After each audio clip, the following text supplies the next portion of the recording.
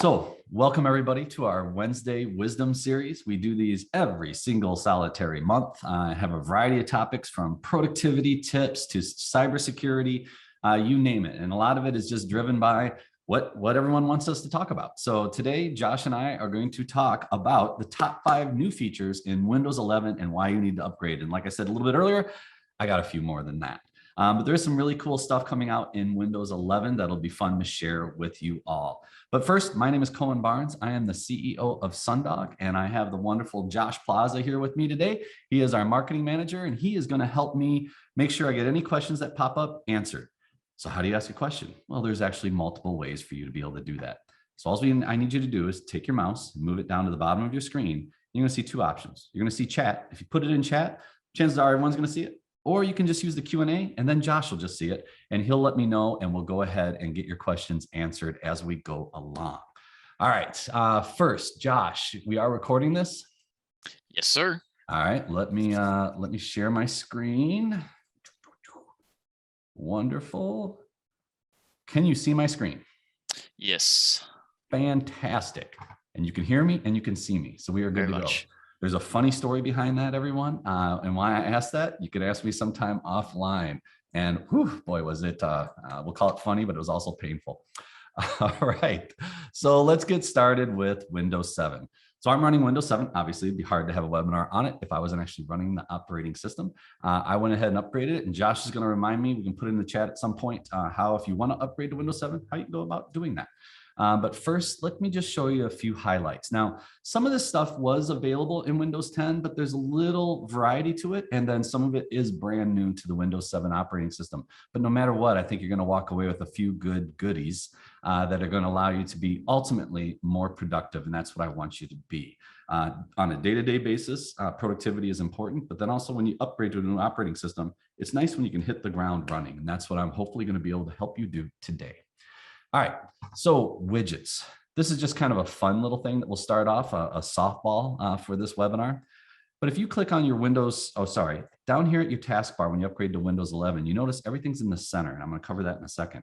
But you also got this little guy here, and this is widgets. And what I did, if you notice, we call it hover the mouse over something, and that works on a variety of things, hyperlinks, icons, and the icons here in the taskbar, and it'll tell you what each one is without clicking on it. So we got widgets. I can click on widget, and this is kind of cool because it'll give me the local weather, right? For all of you day traders out there, you can have the stocks that you like to follow just to see what's going on. Tesla is killing it right now, and this needs the refresh because I think it's a little bit higher than that if you follow Tesla. But you could actually connect with some of your photos, even on your phone, which is really cool. News stories, things like that. But what's cool is if you click on your little avatar up here in the upper right-hand corner, you can see different widgets that you can add if you choose, but you can also go to personalize your interests. So let me do that real quick. So then I can choose, the type of feeds I want is business news and technology. They have a variety, different sports ones you can subscribe to, the markets, entrepreneurship, but you can really customize that widget screen. And what's nice about it is sometimes when you just want to break, you can just click on that and find the latest news, latest stock prices, latest things that you're interested in. And it's just a really cool feature, I think, within the Windows 11 operating system. Again, when you just want to take that break from work or whatever you're doing and get a little burst of current events. All right, so that's widgets. Oh, really quick too, if you want, you can move them around. Oop. As long as you don't click on them. Where are we? Oh, God. Sorry, everybody. My mouse is really happy to be doing this. So what I did is if you go up to the top of the screen or top of a widget here, I can click on it and hold my mouse button down and move stuff around. So you could move news up. You can do whatever you want to be able to customize the widget section. All right, enough of that because this is actually a productivity killer, I guess. And I told you I was going to give you some productivity tips. So let's first, you have the search button here. It was available in Windows 10, but I want to make sure everyone understands what the power of this guy is.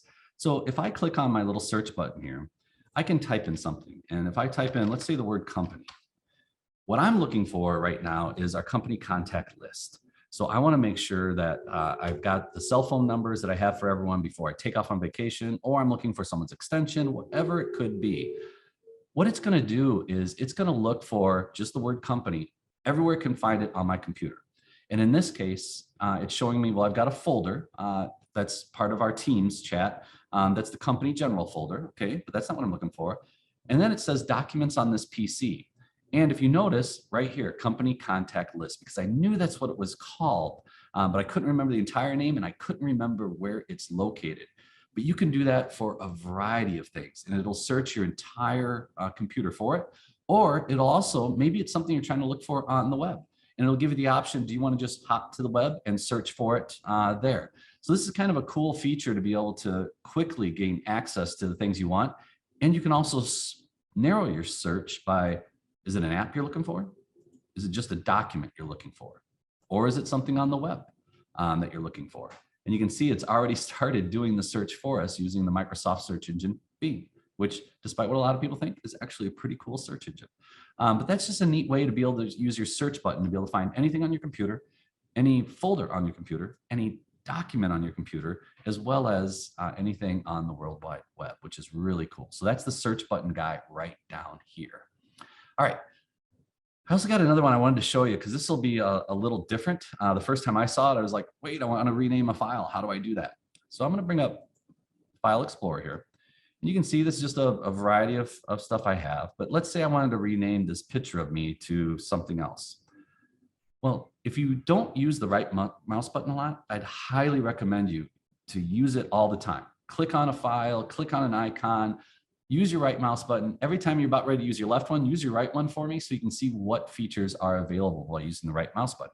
So in this case, if I click on my right mouse button, it's going to bring up a menu, which is really cool. Like it knows this is a picture and it's saying, do I want to set it as my desktop background? All right, cool. I might do that. Do I want to open it with something else? Now it's a picture, so I might open it up in Paint, but in this case, maybe I want to open it up in Word or another program, and I have the ability to do that. I can rotate it right here because, again, it knows it's an image. It's being smart. It's presenting options to you that allow you to be able to interface with that particular file. And again, from a productivity perspective, you don't even have to open it in an app to be able to do this. You can just engage with the file right away, or you can compress it to a zip file. Maybe it was you could select multiple files and compress them all into a zip file that you want to send as an email attachment. But what got me at first is I wanted to rename it. And whenever I rename a file, I just right click on it and select rename and off I go, but it wasn't there. And it took me a sec to realize, oh, okay. At the top here, Microsoft put some of the most common things that we do: cut, copy, rename, share, those things at the top in an icon format, which as soon as I realized that, it's like, okay, and now it's no problem whatsoever. Now I know whenever I go to rename a file, I just go ahead and right click on it and I look for those icons at the top.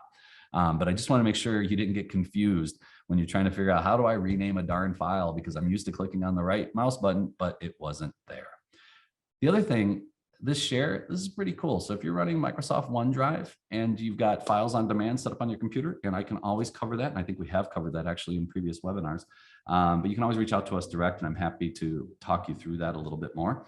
But I can click on share, and it allows me to create a hyperlink that I could send directly to someone. And in fact, I did this morning where I took a video that I needed to send via email to someone, but the video was too big. So what I did is just copied the link to it out of my OneDrive folder right here, pasted it into an email, and boom, they had access already to that particular video, which was really cool. But again, just showing you, right mouse button.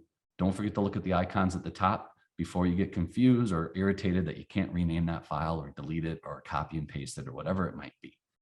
All right, we got a taste of a little productivity there.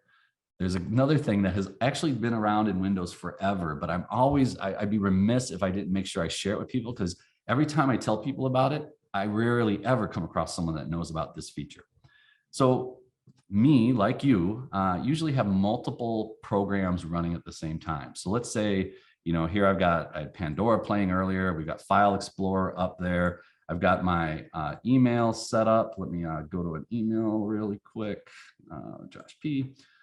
So I've got my email here in Outlook. And if you see me looking around, I've got 4 monitors. So I've got stuff everywhere. Well, when you're trying to switch back and forth to programs, especially when they're one on top of each other, the coolest way ever to do that is hold down your Alt key on your keyboard. Just hold it down, and you can do this right now. Just hopefully you'll figure out how to get back to me. but hold down your Alt key on your keyboard, and without letting it up, just hit the Tab key once. And if you look, what you're seeing here is all the programs that I have open right now. And what I can do is keep holding the Alt key down, but as I hit Tab, I don't know if you can see it clearly or not, but it's highlighting each one of these. I can find a program that I'm looking for, and I can bring it to the forefront. So once it's highlighted, if I let go of the Alt key, now you can see Pandora's here. And if I wanted to bring up File Explorer, let's say I didn't know where it was because this is covering it, I can hold down my Alt key, Tab, and boom, here's my pictures folder again right there. So that's a really neat way to just bam, back and forth from application to application without having to minimize everything, find the one you want, minimize everything, find the one you want. Quick, easy way to be able to get to those particular files. The other thing is, let's say there's something on your desktop and you've got 10 applications open. So you minimize, irritating, right? All you want to do is get to your desktop. Easy way to do that is your Windows key on your keyboard, which is right between the Control key and the Alt key. They call it the Windows key. If I hit the Windows key and hit D for desktop, it just minimized everything. And if I hit Windows D again, it brings it all back. So it's a really cool way to, and it does it for all your monitors. Boom, drops everything down. You can access whatever's on your desktop. Windows D again, it brings everything back to exactly where it was before. So that's a really cool feature that I love. All right, here's a new one in Windows 11 for sure. So a lot of you may know, but you can, like if I wanted to take this File Explorer here, and I wanted to have two programs open on one monitor, I can move it over to the left and I can let go. And you see how it automatically sized it for the left side. And then it's asking me here, well, what program do I want to have on the right side? So I can go ahead and click this Windows Explorer, and here it is. So it's a really cool way that automatically sizes it perfectly that you can work. But what's cool in Windows 11 is if you go up to the maximize button, you're gonna, and hold it, hover over it, right? You're gonna see a grid layout. And what that is I could click on this and say, you know what? I wanna do a grid layout like this. And I'm gonna go ahead, boom. Or, you know what? I wanna do a grid layout like this. So it's a really neat way to be able to adjust the different programs that you have open in order to present it in a way that makes you most productive. So that's a really neat feature that I think they have made available in Windows 11. And if you have multiple monitors, you can do that on each monitor, right? Which is a really cool way of just organizing your day. All right, let's see. Oh, the other thing is too, if you didn't know, again, that Windows button is powerful. And from a keyboard shortcut perspective, if I'm just sitting here working in, let's say I'm working in Word. Let me bring up Word really quick. Bring up a fresh document. Dun, dun, dun. Oops. Try it again. Word. There we go. All right. I'm going to drag it over to this screen. If I wanted to throw it over to the left or throw it over to the right, if I hit the Windows key and the left arrow, it just did that. And then I could just arrow over to whichever other program I want, and boom. You can do it Windows right too. So you can switch them around. You can do whatever you want by just holding down the Windows key and hitting your arrow buttons, which is really cool.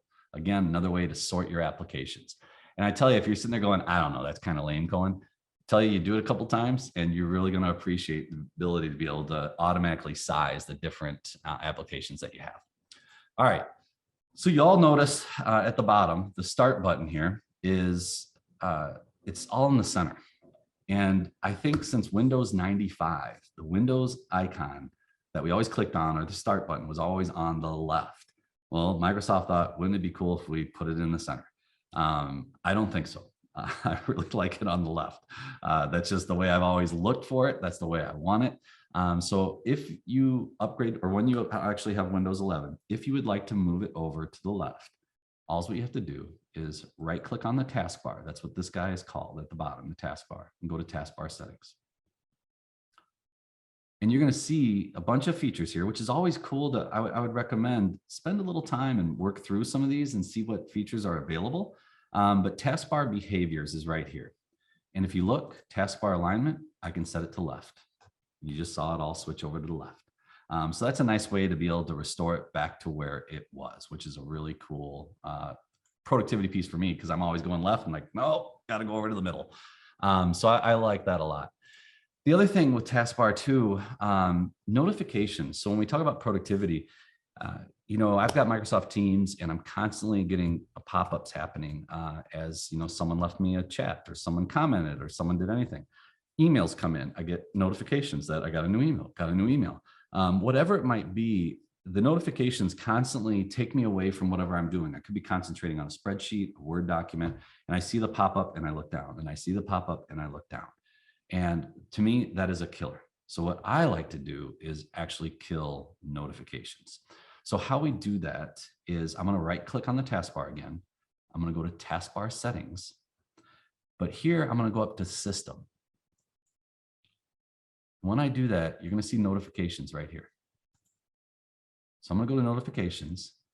And then if you notice, I have it turned off. So by default, they are on. So when you get Windows 11, and it includes more notifications than Windows 10 did, much to my irritation, you can just say, I don't want any notifications at all. Awesome. Or you can actually go through and decide which applications you want to have notifications for and which you don't, which is really cool. And lastly, there's another feature that most people don't even know about called Focus Assist. If you click on Focus Assist here, you can actually set up time on when notifications happen. And what's cool about that is you want to be able to have a quiet time, let's say, where, every morning I'm a morning person. When I come in, I check my email, I do this, I do that, and I just want to be completely uninterrupted. You can actually schedule time to be able to have that particular quiet time, which is really cool. But again, just look through here and see all the different things that are available, because you notice here's all the power settings, how to project, remote desktop, you name it, display, how do you want to organize? Like that actually is how my displays look in my office.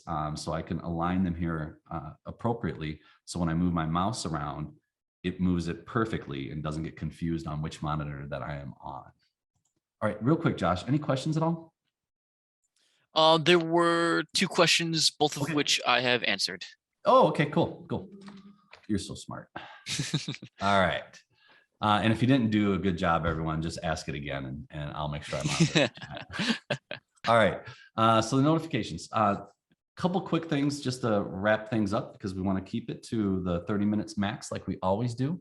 Customize the start taskbar. So again, we have the Windows button here, right? If I click on that, you're going to see some applications here that I have.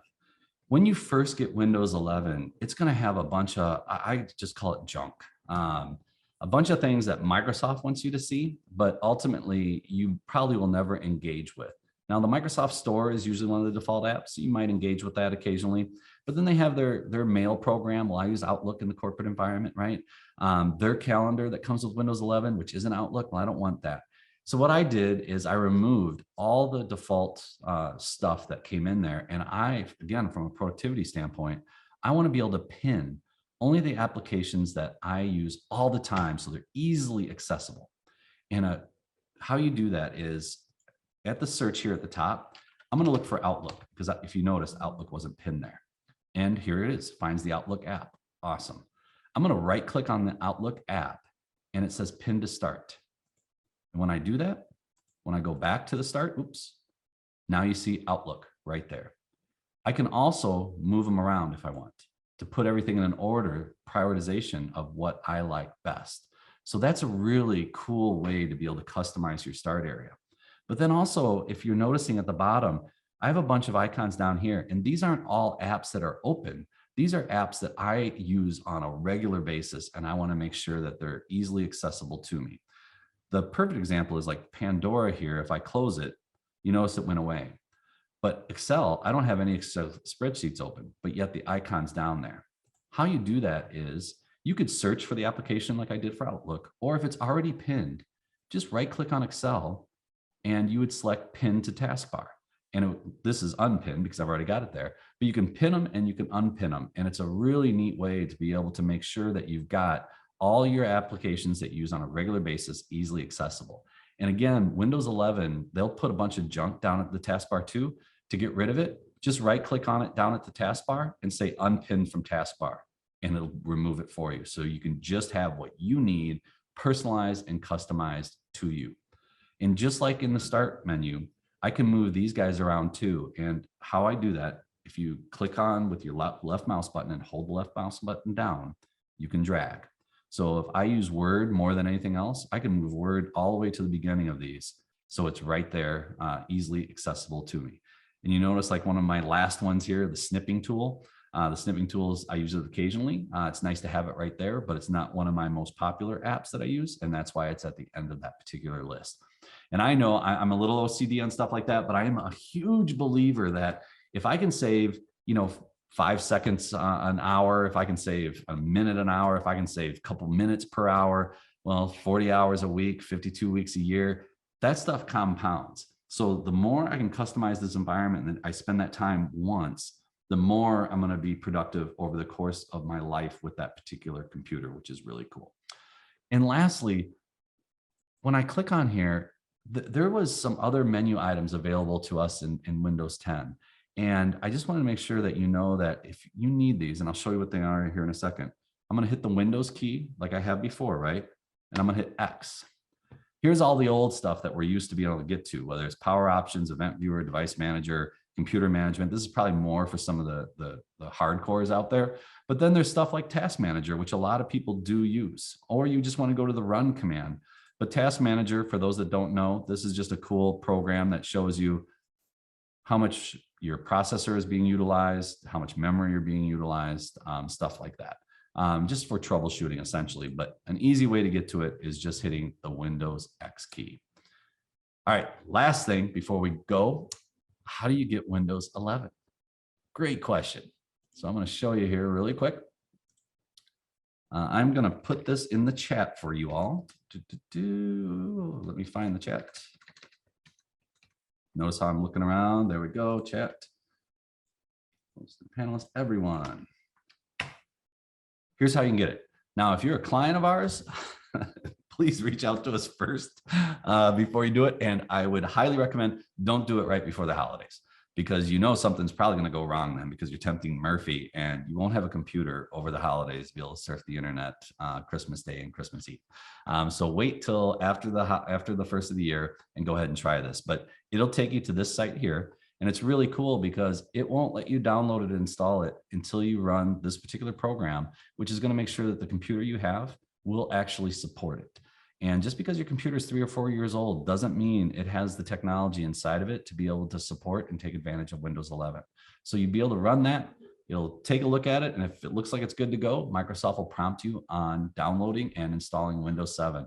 And overall, it is a pretty easy process, but it is a little bit time consuming to go through the entire process. So again, wait till after the holidays and make sure you have some adequate time and contact your IT department first before you do something like that. All right, that's it. We're at 24 minutes. Not bad. Josh, any final questions before we wrap this up?